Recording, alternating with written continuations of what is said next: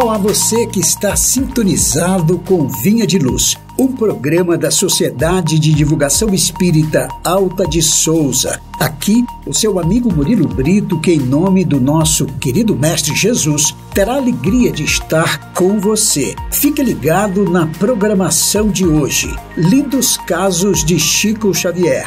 Entrevista, 30 segundos Alta de Souza, mensagem da semana e culto do Evangelho no lar. Hoje, além das reflexões e lindos casos, conversaremos com Juliana Queiroz, do Centro Espírita Bezerra de Menezes, de Goiânia, Goiás, sobre o tema Bem-aventurados os que são brandos e pacíficos. Mas antes, gostaria de convidar você para juntos fazermos a nossa prece.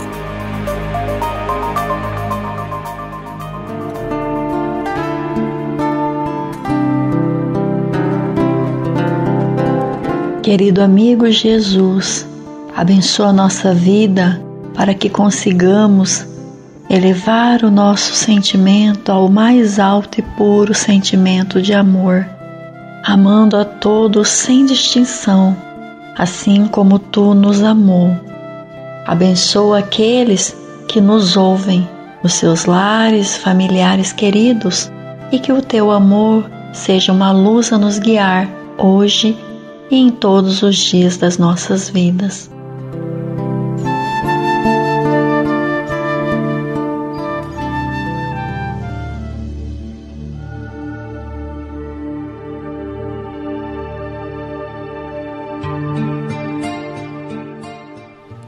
Convidamos você, ouvinte, a conhecer alguns trechos da vida de alguém muito especial, um homem conhecido e querido no Brasil e no mundo. Conheça agora um interessante caso da vida de Chico Xavier, um homem chamado Amor.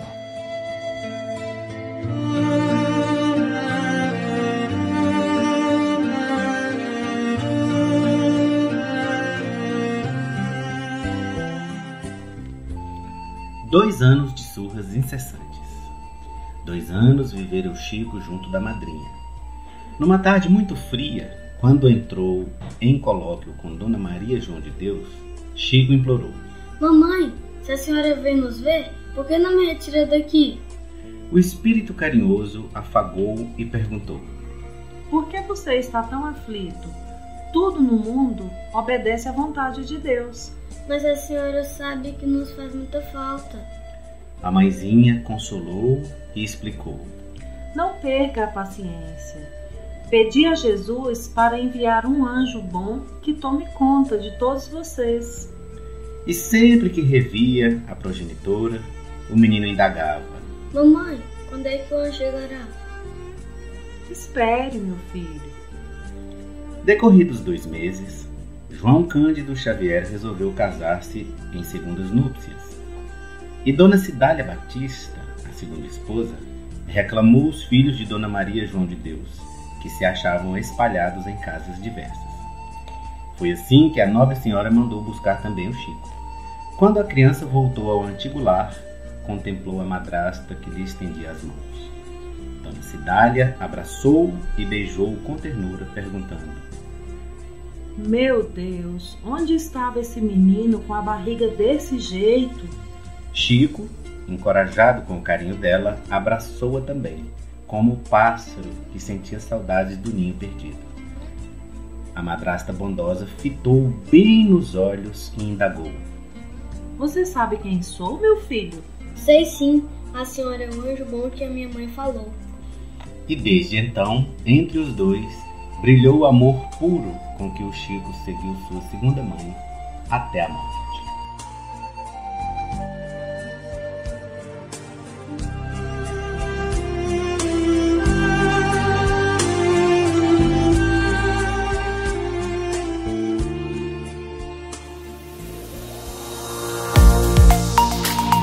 Amigo ouvinte, conversaremos hoje com Juliana Queiroz, de Goiânia, Goiás, sobre o tema Bem-aventurados os que são brandos e pacíficos.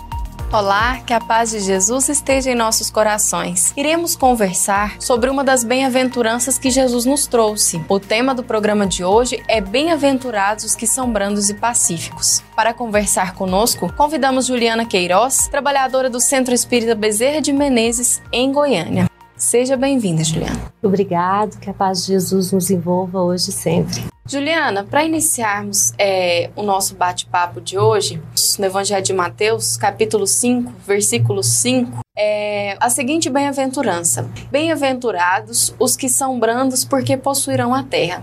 E mais à frente, no versículo 9, nós temos o seguinte: Bem-aventurados os que são pacíficos, porque serão chamados filhos de Deus. Explica para nós, Juliana, esses dois trechos referentes à bem-aventurança dita por Cristo. Bom, Jesus, quando ele inicia o Sermão da Montanha, ele nos traz as bem-aventuranças, que é assim uma espécie de programa de ação com as suas respectivas recompensas para aqueles que se propuserem a desenvolver essas ações. Quando Jesus nos diz bem-aventurados os que são brandos, porque herdarão a terra, Jesus traz principalmente uma certeza para nós de um futuro melhor, de um futuro sem violência, de um futuro mais tranquilo. Então essa terra que Jesus diz que os brandos herdarão é o próprio planeta que nós convivemos. Esse planeta onde hoje nós temos uma onda de violência muito grande, mas que ela será erradicada a partir do momento que os espíritos que aqui começarem a habitar sejam espíritos mais evoluídos. Quer dizer, somos nós que, a partir do nosso crescimento moral, vamos poder habitar esse planeta, mas já de uma forma a trazer essa renovação moral para a Terra. No Livro dos Espíritos, na questão 1019, esses espíritos também nos dizem que a Terra será um mundo feliz, né, quando aqui passarem a habitar espíritos de moral mais elevada. É essa Terra que Jesus nos promete, é a Terra que nós vamos habitar com a nossa melhora. E quando ele diz da questão bem-aventurados os pacíficos, porque eles serão chamados filhos de Deus, então por que os pacíficos são chamados filhos de Deus? Todos nós somos filhos de Deus. Eles são mais reconhecidos como filhos porque eles obedecem a uma lei de fraternidade, que é uma lei do Pai. Então eles se aproximam mais desse Pai na obediência da sua lei. Não são rebeldes. Não são rebeldes. Já foram. Já foram. O mundo de provas e expiação, então, se transformando em mundo de regeneração, não terá lugar para rebeldia mais. Não. Aí nós estaremos, habitando um planeta que nós mesmos estaremos mais brandos, mais pacíficos. Juliana, por falar em revolta, né, falta de paz, falta de brandura, nós nos lembramos de um outro sentimento que é a impaciência. A impaciência, ela é indício da falta de brandura? Qual a necessidade da paciência perante os sofrimentos e as injúrias sofridas? Olha, todos nós que estamos reencarnados neste planeta, nós estamos aqui e temos provas a nos fortalecer e expiações a resgatar o nosso pretérito de erros. Então todos nós estamos submetidos a sofrimentos, a passar por injúrias. Sofrer faz parte ainda da nossa trajetória enquanto espíritos no aprendizado em um planeta de prova e expiação.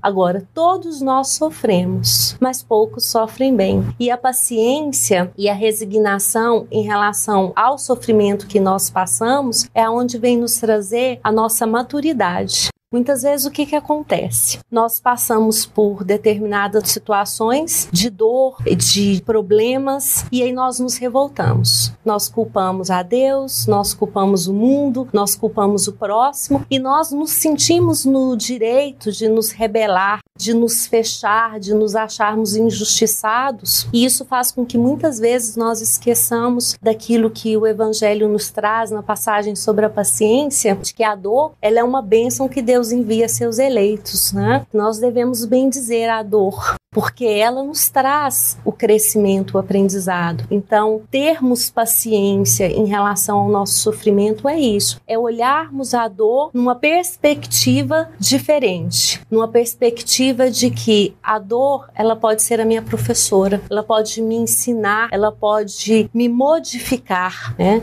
Então, os sofrimentos, as injúrias sofridas, elas não são desculpas para que nós passemos a vida toda fechados em nós mesmos, né? Ela é exatamente isso, para nos abrir, para nos potencializar, para nos melhorar. E lembrando que nós não carregamos fardos maiores do que a nossa capacidade também. Não. E a doutrina sempre nos ensina, nada é por acaso. Se passamos por alguma tribulação, é porque aquilo foi algo escolhido por nós, necessários para o nosso processo evolutivo. Nós também não temos castigo, a dor não é um castigo de Deus para conosco. Pedagogia divina é a do amor, né? Sim. Ser brando e pacífico significa dizer que nós devemos nos acomodar perante as situações ruins, Juliana? De forma alguma. A brandura e a passividade, ela é confundida mesmo com a acomodação. Mas o significado de brandura é o significado de doçura, de tolerância, né? Ser doce, tolerar, ser brando, não quer dizer eu me acomodar com as situações. É exatamente ter esse olhar que nós estávamos falando, um olhar diferenciado para as dificuldades, para que delas nós realmente possamos sair mais fortes, né? Acomodação não tem nada a ver com resignação, né? Ser resignado, ser tolerante é suportar as nossas dores e fazer com que elas nos tornem pessoas melhores. Acomodados são as pessoas que se escondem por trás da dor e dali elas não tentam fazer nada em prol de si e do seu semelhante. Há uma diferença muito grande entre ser brando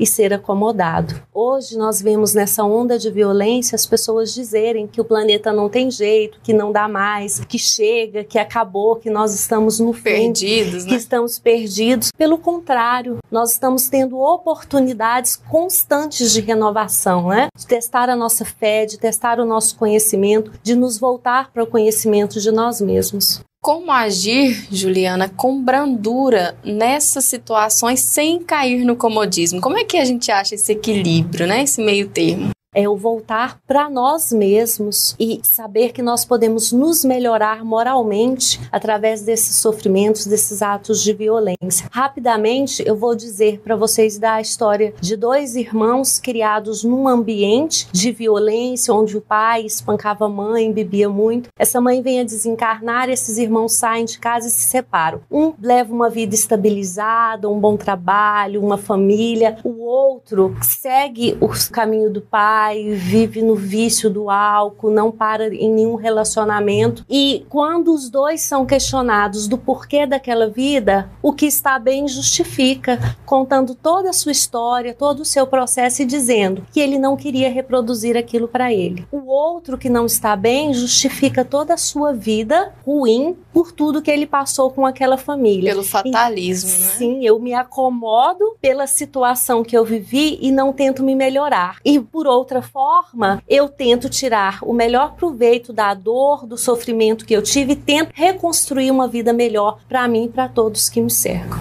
Juliana, é necessário exercitar a afabilidade e a doçura para com os nossos inimigos? Por que amar os inimigos? Principalmente para com os nossos inimigos, né? Afabilidade e doçura estão ligados mesmo à tolerância, à compreensão, à passividade. E aí nós nos perguntamos, quem são esses nossos inimigos? Muitas vezes aquelas pessoas que estão hoje na situação de nossos algozes, se nós tivéssemos como olhar toda a história, nós muitas vezes veríamos no passado esse algoz como nossas vítimas. Então, primeiro nós devemos nos perguntar quem são esses nossos inimigos, porque essas pessoas às vezes difíceis que nos levam à impaciência, à discórdia, elas são colocadas no nosso caminho, exatamente para que nós possamos nos exercitar. Nenhuma virtude é conquistada sem um exercício.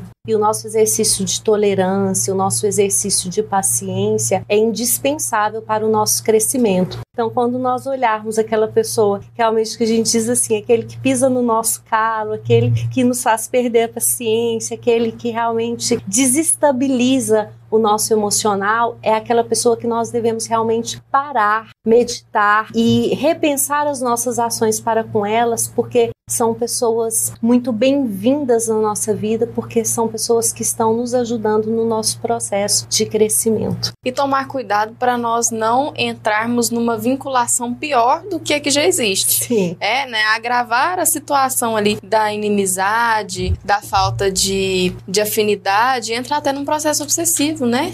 A inimizade, ela acarreta esse tipo de consequência, né? Sim, até porque os nossos sentimentos, eles não cessam com a morte do corpo físico, né? Os nossos sentimentos, eles existem no espírito, né? Tanto as nossas conquistas quanto as nossas desavenças, elas estão no espírito. E muitas vezes a gente passa arrastando com esse irmão aí por séculos, né? À espera de um perdão ou a um momento de perdoar. Então, esse exercício da paciência para com o próximo, principalmente aquele que nós consideramos como pessoas inimigas, pessoas não tão próximas, é essencial. O que são as virtudes descritas no Evangelho segundo o Espiritismo da obediência e da resignação? Bom, a obediência, ele é o consentimento da razão, e a resignação, ele é o consentimento do coração. Ser obediente e resignado muitas vezes é confundido com aquela pessoa que se deixa manipular, aquela pessoa que não tem voz, aquela pessoa que não tem vontade.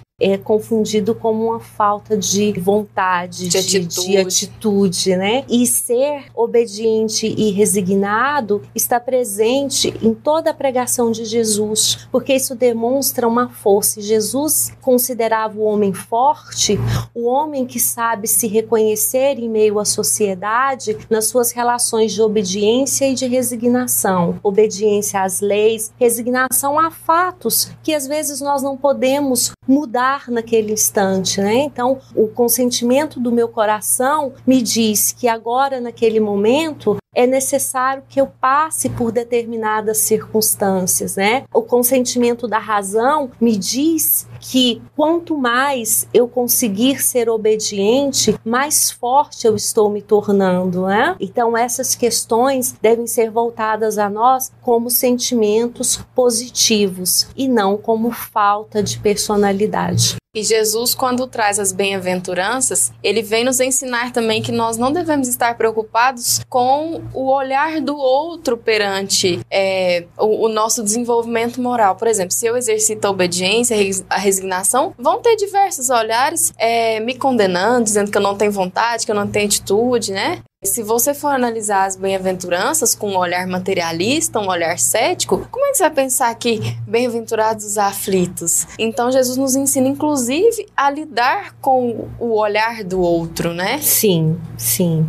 Essa questão de voltar para as bem-aventuranças, elas só passam a ter sentido se nós acreditamos numa eternidade do Espírito. É um Espírito em aprendizado, que nós somos criados simples e ignorantes, e a cada momento e a cada oportunidade que nós estamos, tanto no plano espiritual quanto no plano material, são oportunidades de aprendizado, de crescimento, e todas essas bem-aventuranças que são lançadas, o nosso olhar para um futuro, assim como os brandos herdarão a terra, né? Mas herdarão a terra num futuro, os pacíficos serão chamados filhos de Deus. Então todo o verbo ele é trazido num futuro, porque a perspectiva é de um futuro melhor. Quanto mais nós crescermos, mais próximos à paz, à felicidade nós estaremos. Na atualidade, Juliana, nós percebemos muitas reações de cólera em diversas situações da vida, no lar, no trânsito em especial, né, no trabalho. Então, quais são os malefícios da cólera para o corpo e para o espírito? Bom, nós vamos começar respondendo isso imaginando a situação. Se nós pudéssemos nos olhar no espelho quando nós estamos encolerizados, com raiva, nós teríamos vergonha de nós mesmos. E se todas as vezes que nós agíssemos pelo impulso da raiva, aquilo pudesse ser filmado, gravado e mostrado para nós, como nós nos arrependeríamos das nossas atitudes. Então, toda atitude tomada com raiva, com cólera, o que ela nos faz? Ela nos desarmoniza. Ela desarmoniza o nosso espírito. Desarmonizando o nosso espírito, ela vem a causar doenças no nosso corpo físico.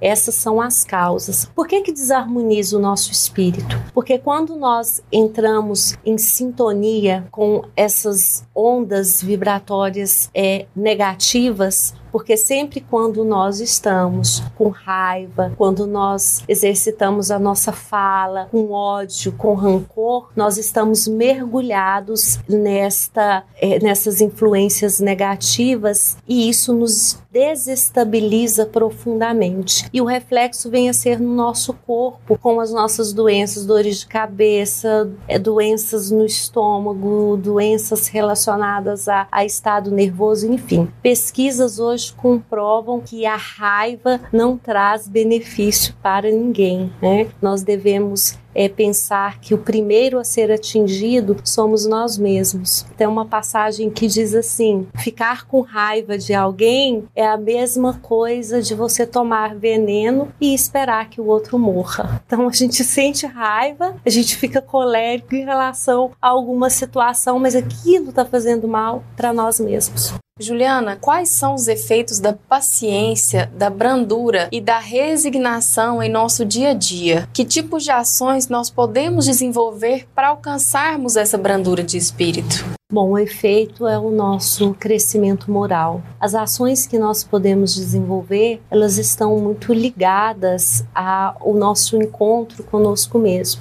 Nós vamos citar algumas, como a prece. Se nós estamos constantemente em prece, em vibrações positivas, nós conseguimos muitas vezes sair dessas situações que nos colocam em violência, em situações perigosas que podem nos tirar a calma. Hoje nós temos uma campanha do trânsito que diz, né, conte 10 vezes antes de qualquer atitude quando você ficar nervoso. A prece, ela seria esse contar 10 vezes, né, as situações que nos colocam em xeque no nosso dia a dia, nós poderíamos resolvê-las com mais facilidade se naquele momento nós parássemos, né, e fizéssemos uma prece. Outro ponto importante, dentro do nosso lar, que é um lugar que geralmente há uma certa intolerância, há situações que nos provocam mal-estar, trazermos para esse lar um culto do Evangelho, onde nós recebemos junto com eles vibrações de luz, bênçãos positivas, e isso nos ajuda a manter o nosso equilíbrio dentro do nosso lar,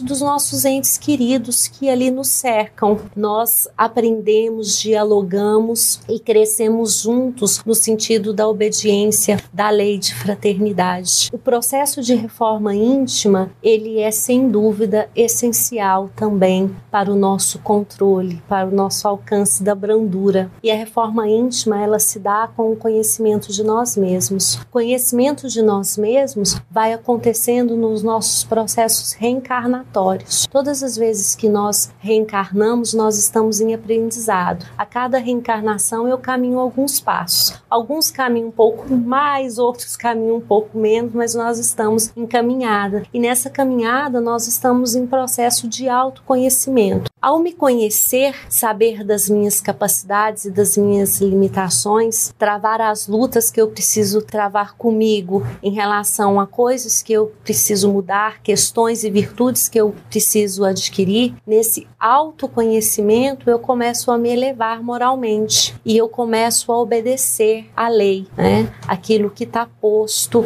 e eu começo a perceber que eu sou capaz. Para finalizar o programa de hoje, Juliana, nós nos recordamos de Chico Xavier, médium espírita brasileiro, que é exemplo de inúmeras virtudes. Porém, nós destacamos a sua doçura e sua forma pacífica de agir diante das injúrias e das violências que sofreu. Conta para nós um caso em que o Chico agiu de acordo com a bem-aventurança de Cristo, que é bem-aventurados os que são brandos e pacíficos. Chico foi sempre sempre muito brando e muito pacífico, né? Em toda a história da sua vida. Mas a gente vai trazer o Chico ainda muito criança, dado ao desencarne de sua mãe.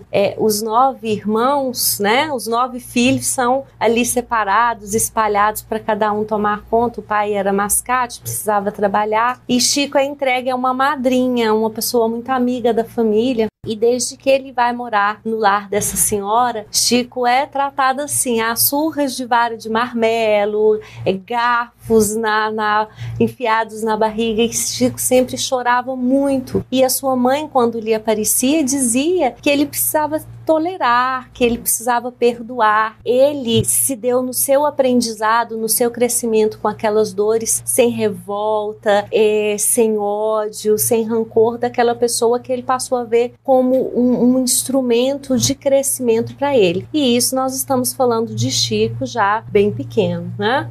E nós ainda temos muito a aprender a chegar nesse nível, mas que nós possamos sempre estar voltando os olhos para nós, para que cada dia sejamos um pouco mais brandos, um pouco mais pacíficos. Nós agradecemos a presença da Juliana conosco, e se você quiser conhecer mais sobre as atividades da Casa Espírita, acesse o site www.ocentroespirita.com. Deus nos abençoe e muita paz a todos.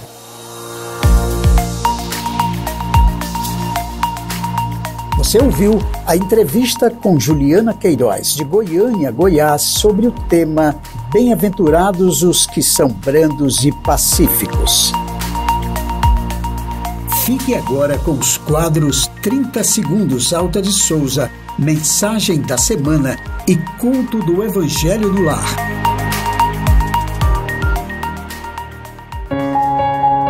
A divulgação de dados distorcidos e imprecisos sobre o número de abortos realizados no Brasil, com projeções exorbitantes, desvia o foco das reais causas de mortalidade materna. Procuram dar uma falsa legitimidade para a criação de políticas públicas que legalizem o aborto no Brasil, a pretexto de melhorar os dados da saúde da mulher. Vida sim, aborto não. Tem o homem o direito de dispor da sua vida? Não, só a Deus assiste esse direito. O suicídio voluntário importa numa transgressão desta lei. Se você pensa em suicídio, se você se sente triste, sozinho, desamparado, desesperado, peça ajuda. Procure tratamento médico e psicológico. Procure tratamento espiritual em um centro espírita. Ore, peça ajuda a Deus e ao seu anjo da guarda. Suicídio nunca. Conheça o Espiritismo. Você sabe qual é o índice de mortalidade materna no Brasil? Segundo dados do Ministério da Saúde, em 2013 houveram 522 óbitos maternos ocorridos durante gravidez e parto, sendo que a principal causa era pressão alta. Desses 522 óbitos maternos, menos de 66 foram consequência do aborto. Nós, mulheres, temos o direito a um atendimento médico de qualidade para uma gestação segura e saudável. Vida sim, aborto não. O uso de bebidas alcoólicas está associado a 3 milhões de mortes no mundo todos os anos, sendo que o uso do álcool aumenta a chance de morte por cirrose hepática, pancreatite, câncer de laringe, violência, acidentes e muitas outras coisas. No Brasil, há cerca de 15 milhões de dependentes da bebida alcoólica, e a metade dos usuários iniciaram o uso antes dos 12 anos de idade. Não seja mais um. Álcool, nem uma gota.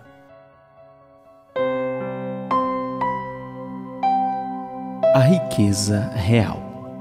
Porque o meu Deus, segundo as suas riquezas, suprirá todas as vossas necessidades. Apóstolo Paulo, Epístola aos Filipenses, capítulo 4, versículo 19. Cada criatura transporta em si mesma os valores que amealha na vida. Os sábios, por onde transitam, conduzem no espírito os tesouros do conhecimento. Os bons, onde estiverem, guardam na própria alma a riqueza da alegria. Os homens de boa vontade carregam consigo os talentos da simpatia. As pessoas sinceras ocultam na própria personalidade a beleza espiritual. Os filhos da boa-fé cultivam as flores da esperança. Os companheiros da coragem irradiam de si mesmos a energia do bom ânimo. As almas resignadas e valorosas se enriquecem com os dons da experiência. Os obreiros da caridade são intérpretes da vida superior. A riqueza real é atributo da alma eterna e permanece incorruptível que a conquistou. Por isso mesmo, reconhecemos que o ouro, a fama, o poder e a autoridade entre os homens são meras expressões de destaque efêmero, valendo por instrumentos de serviço da alma no estágio das reencarnações. Desacisado será sempre aquele que indisciplinadamente disputa as aflições da posse material, olvidando que há 1000 caminhos sem sombras para buscarmos, com o próprio coração e com as próprias mãos, a felicidade imperecível. A responsabilidade deve ser recebida, não provocada. Muitos ricos da fortuna aparente da terra funcionaram na posição de verdugos do Cristo, sentenciado à morte entre malfeitores. Entretanto, o Divino Mestre, com as simples e duras traves da cruz, produziu, usando o amor e a humildade, o tesouro crescente da vida espiritual para os povos do mundo inteiro. Mensagem do livro Ceifa de Luz, psicografia de Francisco Cândido Xavier, pelo Espírito Emmanuel.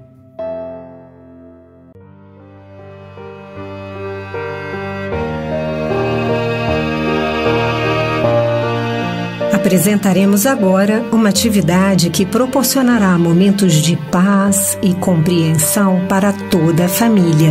Conheça o culto do Evangelho no lar e implante esta ideia.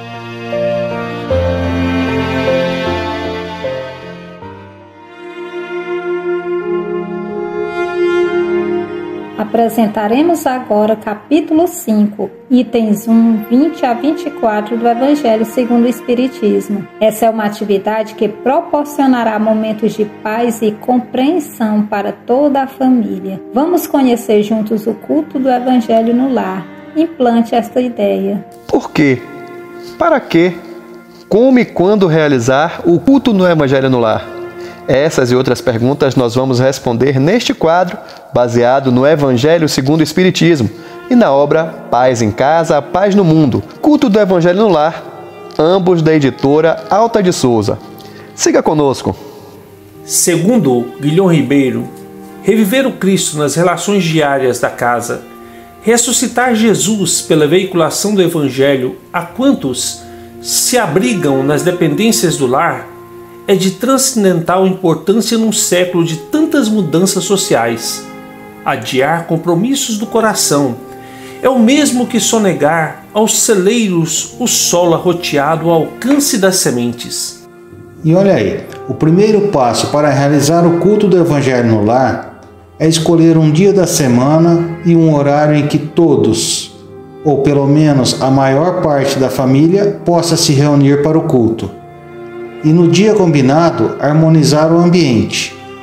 Para isso, a sugestão é que você desligue a TV e coloque uma música suave e tranquila que transmita bem-estar. Prepare um recipiente com água para ser fluidificada.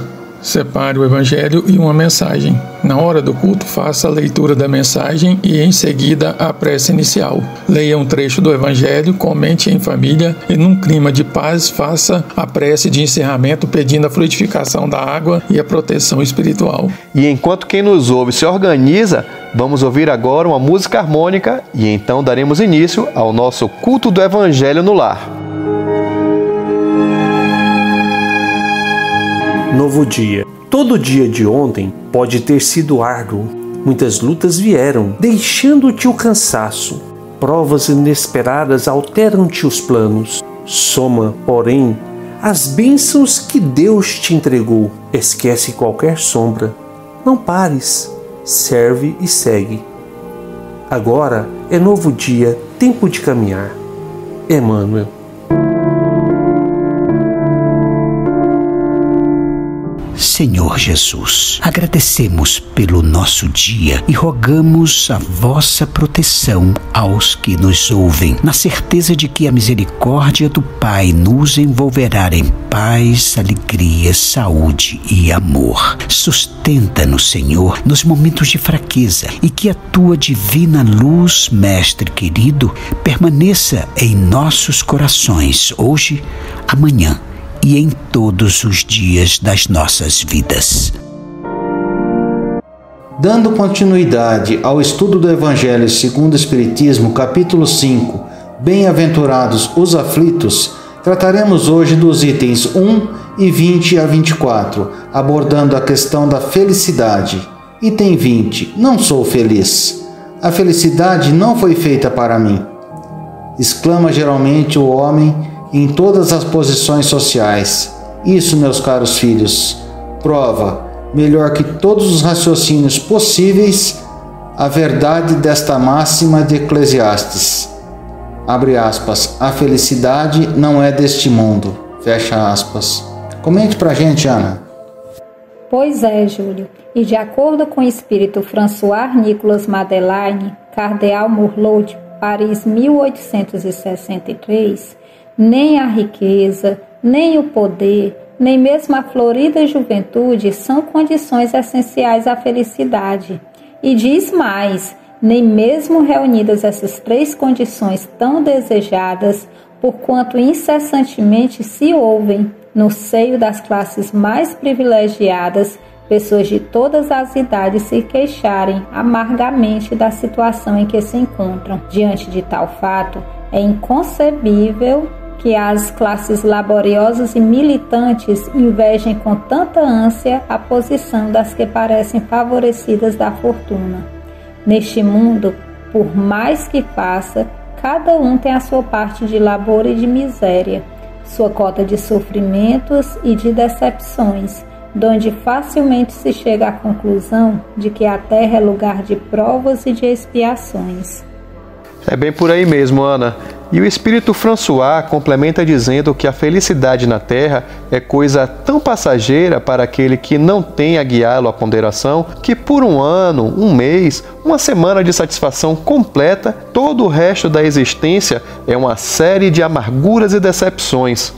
E ele ainda acrescenta: notai, meus caros filhos, que falo dos venturosos da terra, dos que são invejados pela multidão. Portanto, Ana, se a morada terrena são peculiares às provas e expiações, forçoso é se admita que, em algum lugar, existem moradas mais favorecidas, onde o espírito, conquanto aprisionado ainda numa carne material, possui em toda a plenitude os gozos inerentes à vida humana. Mas, Cleomar, quanto à perda de entes queridos e às mortes prematuras, existe algo a ser falado para nós? Sim, Guilherme. Quem responde essa questão é o espírito Sanson, ex-membro da Sociedade Espírita de Paris. Quando a morte ceifa nas vossas famílias, arrebatando sem restrições os mais moços antes dos velhos, costumais dizer: Deus não é justo, pois sacrifica um que está forte e tem grande futuro, e conserva os que já viveram longos anos cheios de decepções. Pois leva os que são úteis e deixa os que para nada mais servem. Pois despedaça o coração de uma mãe, Guilherme, privando-a da inocente criatura que era toda a sua alegria. Humanos, é nesse ponto que precisais elevar-vos acima do terra a terra da vida, para compreenderdes que o bem muitas vezes está onde julgais ver o mal, a sábia previdência onde pensais divisar a cega fatalidade do destino. Porque é a vez de avaliar a justiça divina pela vossa? E a espiritualidade ainda completa, Cleomar. Vive o homem incessantemente em busca da felicidade, que também incessantemente lhe foge, porque felicidade sem mescla não se encontra na terra. Entretanto, malgrado as vicissitudes que formam o cortejo inevitável da vida terrena, poderia ele pelo menos gozar de relativa felicidade, se não a procurasse nas coisas perecíveis e sujeitas às mesmas vicissitudes, isto é, nos gozos materiais, ao invés de procurar nos gozos da alma. Isso mesmo, Edsonil. E para fechar o nosso estudo de hoje, nós mencionamos as palavras do espírito Delphine de Girardin. Toda a gente fala da desgraça. Toda a gente já sentiu e julga conhecer-lhe o caráter múltiplo. Quase toda a gente se engana e que a desgraça real não é absolutamente o que os homens, isto é, os desgraçados, o supõem. Eles a veem na miséria, no credor que ameaça, nas lágrimas, na angústia da traição e em tantos outros sofrimentos. Para julgarmos qualquer coisa, precisamos ver-lhe as consequências. Dizei-me se a tempestade que vos arranca as árvores, mas que saneia o ar, dissipando os miasmas insalubres que causariam a morte, não é antes uma felicidade do que uma infelicidade. Pois bem, meus irmãos, chegamos ao fim deste culto do Evangelho no Lar de hoje e em breve estaremos aqui novamente e daremos continuidade ao nosso estudo. Caminhando para o encerramento do nosso culto do Evangelho no Lar, ouçamos a prece final com a fluidificação da água. Senhor Jesus, divino amigo, estende as tuas mãos generosas, Senhor, e transforma estas águas em remédio para os nossos males físicos e espirituais. Estende as vibrações de amor em benefício de meu lar, Jesus, que aqui possa reinar a paz, a saúde, a tranquilidade. Graças a Deus, que Deus seja louvado. Faça uso da água fluidificada.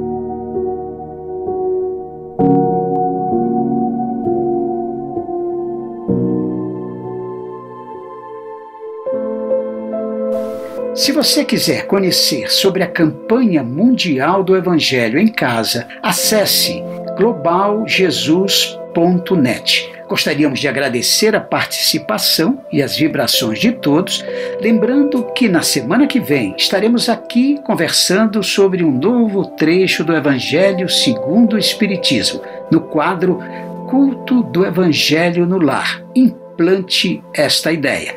Até lá, amigos!